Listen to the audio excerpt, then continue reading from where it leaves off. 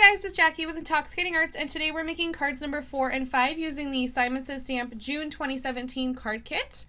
To start off the card, I'm going to draw some inspiration from my Pinterest board, and I have some card sketches saved on there, and actually cards themselves. And this is one by My Favorite Things, and I love how it has the stripes and then the die cut sentiment and those flowers on the edges. So I'm going to pull out the paper pad that came in the set and find some stripes that I can use, and I ended up going with the pink and white ones, and I grabbed a rectangle die and put that on there diagonally to create some diagonal stripes. And this die is actually from the Wish app, so it's really inexpensive, and it's the largest one that came in the set that I got. And it's also kind of a weird shape as far as a rectangle goes when we're talking about making cards, because it's very long and it's not gonna fit in well with your normal A2 size, so I do end up making my own custom size card in the end. It does put some cute little dots along the edges, which I like.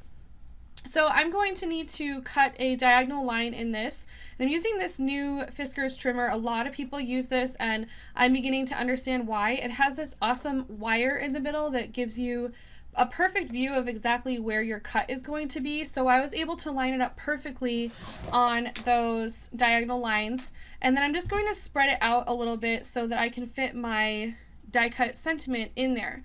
When I spread it out, it actually made it even longer, so you want to keep that in mind too. You might want to actually just cut out a whole section if you don't want an even longer rectangle, but that didn't bother me. I just made another piece here because it also didn't fit the other way. So I needed to figure out a way to make this work. So I grabbed a white piece of paper and trimmed that down. You can see how the C and the S hang over a little bit of where the pink area is, but I think it looked nice when I added that white piece to it. And that die is actually a really inexpensive die from the Wish app as well. Next, I put some fun foam on the back of this, and the fun foam only has adhesive on one side, so I'm just adding some adhesive to the other side. I really like how it pops up these stripes, and then the die cut piece is going to be I don't know, I don't think inlaid's the right word, but it's, you know, it's recessed, so that'll be back there. And then I decided that it would be nice to add on a sentiment from the stamp set. And by putting the congratulations right in the middle, it actually works out perfectly because we have the G that goes down and then the T and L that go up. So it puts this little space where I can put it in between there.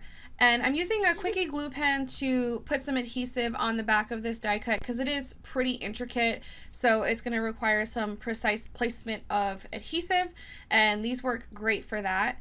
So I'm just going to line that up here again. Like I said, just put it right in the middle, and because we have that G coming down and the other one's going up, I'm going to have this space underneath it to add my sentiment. And this die, again, was really inexpensive. You just go to the Wish app and then look for word dies, and it came in a set with like 3 others, sorry, a set of 4. So you saw me use the Hello one in my last video, which was actually from the exact same set. So here I'm using my stamp positioner just to make sure that I get that sentiment lined up perfectly. I put all this work into this so far, I don't want to mess it up here, and I'm going to use the Distress Oxide ink that was included in the kit, and it only took one time luckily, so that came out perfect. And now I can move on to making my flower pieces, and I'm using the Barely Beige ink that came in the kit, and then all of the individual flower images and leaf images, and I'm stamping those 2 to 3 times. Really no rhyme or reason behind which ones I did 2 or 3 times, I just wanted to have enough pieces to pick from because I need to make those 2 different bundles like you saw in the beginning on that card that I got the inspiration from. So I'm going to start off with the Distress Oxide ink, and I believe it was Tattered Rose is what we got in the kit. Sorry, no, Worn Lipstick. And then I took out my Distress ink counterpart to that of Worn Lipstick just to give it a little bit of variation, and I'm going to do that on the smaller roses. And you'll notice here, like I'm sure you've seen in other videos, people mention how the oxide is a little bit more of like a pastel. It's kind of chalky. It has this more opaque white finish to it. So even the exact same color is going to look different. Now I'm going to pull in some of those Daniel Smith watercolors that were included in the kit as well. And I'm just coloring things whatever color I feel like they should be. I actually don't know what flower this is supposed to be, but I like the way it looks being blue, so definitely just color it whatever color you want. And I already had that blue on that palette, that Art Impressions palette, so I just grabbed some red, mixed it together, and I got this really, really pretty purple. So decided to make those flowers that purple. And I'm really enjoying using this water brush. It came in one of my Simon Says kits a few months back, and it has a super fine point on it. So you'll see right here, it's really easy to get this really thin stem on those flower images, and it was easy. So if you don't already have a water brush, I definitely recommend this one. It's really long also, so it holds a ton of water and it's just easy to use. So I'll try to link that below. And then here I'm referring back to that original image that I got the inspiration from to kind of see what their cluster of flowers looks like and how they place them. And I'm trying to use that as a guide, but at the same time it's kind of impossible because I don't have the same flower shapes and sizes that that image has, but it definitely helped.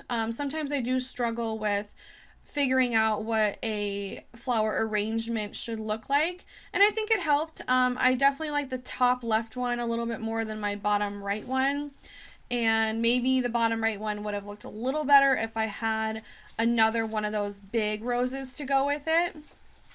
So that's pretty much how it's coming together. I just kind of put it on there, see if I like the way it looks, and then move on. I was originally thinking about maybe popping some up, but there's already just so much going on with this card that I didn't really feel like it was necessary. So I'm going to grab that Quickie Glue pen again and just put some glue on the back of these. Some of them I use like a regular tape adhesive. It's just totally up to you. It doesn't really matter. Whatever works for you. I did have to fussy cut all of these out, so that took a long time, but I think it was worth it in the end. Another thing is my roses are a very, very similar color to that pink stripe background, so that's something that you may want to change if you decide to do this. On that original card sketch there was the black and the white, and it had this major contrast to the flowers, so just keep that in mind. This is nice still, it just has a different look. So that's how it came out right here. This is what it looks like. Now we're on to the next card. So this is the card that I drew my inspiration from. I just thought it was so cool how it had those bold flowers on this craft background, and then they didn't color in the leaves, and then you just have this simple black sentiment on the bottom right hand corner. So I pulled out a piece of craft paper, and I'm using the big bouquet type stamp that was included in the kit, and then I'm going to put that off the edge just a little bit. I think it looks a little bit better to have it be coming off of the edge, and I'm going to ink it up using my Versamark Black Onyx ink. If you don't have a black ink that you like already, I highly recommend this one. It's so juicy, it is so dark, and it works great for heat embossing because it stays wet for a while. So I'm just going to make sure that I have that really rubbed in there because I'm using an acrylic block, and it worked out great, luckily. And I'm putting some clear embossing powder over that. Really, this isn't necessary with this technique. I just kind of felt like maybe it would give it a little extra something. Sorry for the baby noise, guys. I just have my daughter with me all the time, so it's inevitable. She might make it in the video, whether it's her toes, her fingers, or her voice. So just gonna heat emboss that really quick, and then I'm going to clean off my stamp using the Lawn Fawn stamp chamois. So all you have to use is water. It's really nice. So I'm actually using the wrong media for this technique. The only pencils that I have are watercolor pencils, so I'm having to push extremely hard to get the color down onto this paper. because I'm trying to put white in all of the areas that we're going to eventually put color over. And the meaning behind that is the white basically turns it back into like a white piece of paper, and it helps your color pop.